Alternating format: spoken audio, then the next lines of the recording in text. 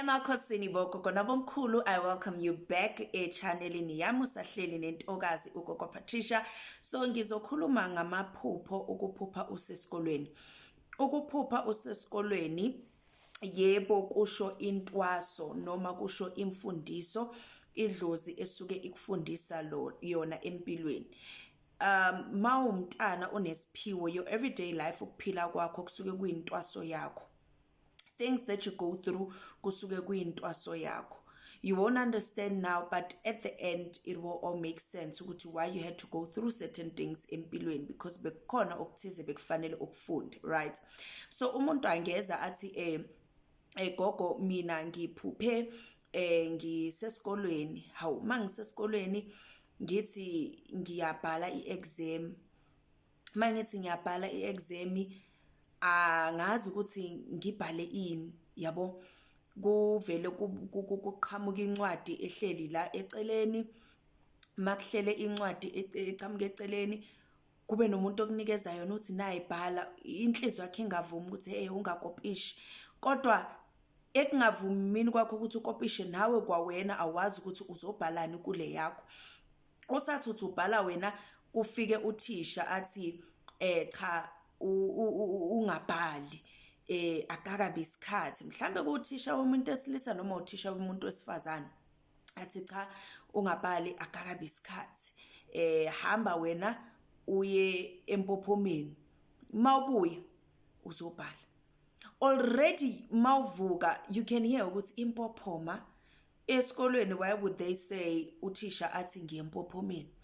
Then it shows ukuthi lo thisha yebo uthisha, kodwa kwakuyidlozi lakho eliqhamuka njengomuntu owuthisha. Manje bayakubonisa ukuthi ekukopeleni kwakho you were about to kopa incwadi yenye ingane, kodwa lengane the way ibhale ngakhona, yazi sometimes kunabantu abakopayo azakope igama lomuntu elibhalwe lapho. I remember kunomunye umntana sisafunda isikolo wakopisha iphepha lami, wakopa la full stop ukhona, wakopisha la igama likhona, wakopisha yonke into. And abantu abagood ngokukopisha bazokutshela ukuthi mangibhale mina ukuthi igama lami uPatricia, fanele uthi mina intokazi uPatricia, igama engalithiwa bazali bami. Uyayizwa sisho into efanayo kodwa wena uyibeka ngendlela ukuthi angeke kubonakala ukuthi wena ukopishile. So it was a way of showing ukuthi this is your test. Awubhali into ebhalwa umunye umuntu ngoba into enifundiswe zona asifani, into the way understanding ngakhona akufani. Ingakho ungavumelekanga ukuthi ukopishe incwadi nomuntu. Mawuthi uyabhala uyaqhamuka uthisha uthi wena ufuneka empophomeni, kuyasho ukuthi hayi already ukuthi kukhona into efanele uyithole empophomeni. So isikhathi sakho sokuthi ubhale iexam asikakafiki. Hamba uye empophomeni, mawubuye empophomeni uzobhala.